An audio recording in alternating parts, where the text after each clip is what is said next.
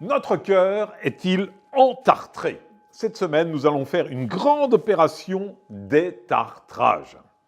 La semaine dernière, nous avons examiné si notre cœur était en bonne santé. Je vous invite d'aller voir cet enseignement. Mais cette semaine, nous allons le désentartrer. Pourquoi? Pour lui redonner souplesse et force. Pourquoi je vous dis ça? C'est parce que un passage de Marc au chapitre 8, versets 17-18, met dans la bouche de Jésus quelque chose de surprenant. Vous ne saisissez pas, dit-il à ses apôtres, vous ne comprenez pas encore, vous avez le cœur endurci, vous avez des yeux et vous ne voyez pas, des oreilles et vous n'entendez pas, vous ne vous rappelez pas. Jésus, face à l'attitude de ses disciples inquiets d'avoir oublié de prendre du pain, leur fait une remarque surprenante, notez-le. Bien quelque temps auparavant, ils avaient assisté à la multiplication des pains et des poissons, ils étaient soucieux de ce dont ils allaient se nourrir. L'étonnante remarque de Jésus, c'est qu'il fait un lien entre la compréhension et le cœur, pas la tête, le cœur.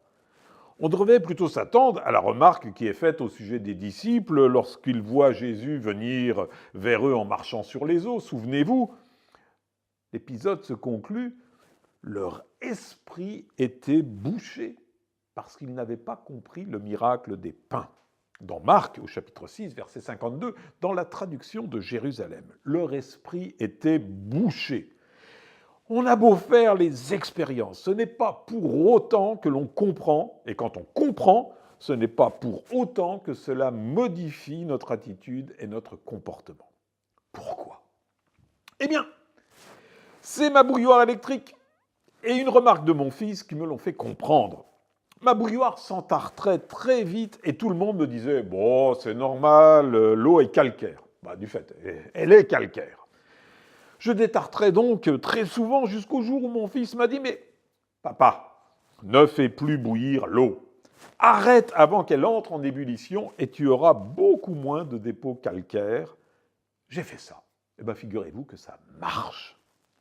Eh bien, figurez-vous aussi que notre cœur subit les mêmes effets que la bouilloire.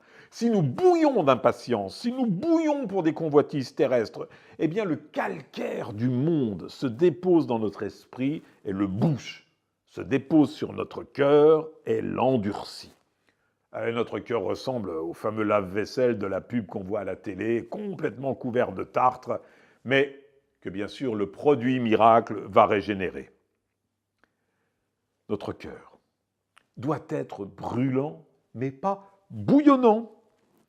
Le cœur des pèlerins d'Emmaüs, notez-le, dans Luc au chapitre 24, verset 32, qu'est-ce qu'il est dit?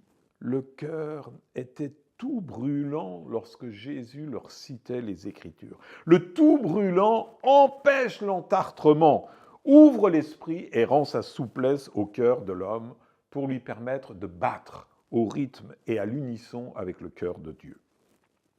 Le sang qui circule alors, avec la pression idéale, irrigue tout l'organisme et permet le bon fonctionnement des organes et des sens. Alors, nos oreilles s'ouvrent et l'on entend, nos yeux s'ouvrent et l'on voit, et l'esprit débouché permet la compréhension non pas uniquement par l'intelligence raisonnante, mais au niveau plus profond de notre entendement, l'intelligence proprement dite, comme nous le décrit très bien l'anthropologie de Saint Jean de la Croix. Cette connaissance profonde qui permet d'aller au cœur, au centre, à la source même des événements et des choses. Quand nous atteignons ce degré de perception, notre mémoire, cette autre puissance de l'âme, nous restitue non pas uniquement les souvenirs, mais elle actualise notre aujourd'hui par la vertu d'espérance dont elle est le réceptacle et qui contient notre code génétique spirituel, faisant ainsi le lien entre les événements que nous vivons et la finalité qui est la nôtre. Alors vous me direz, je sens que vous bouillez d'impatience. Quel est notre produit miracle, le désentartreur idéal? C'est bien sûr, vous en doutez, l'Esprit Saint.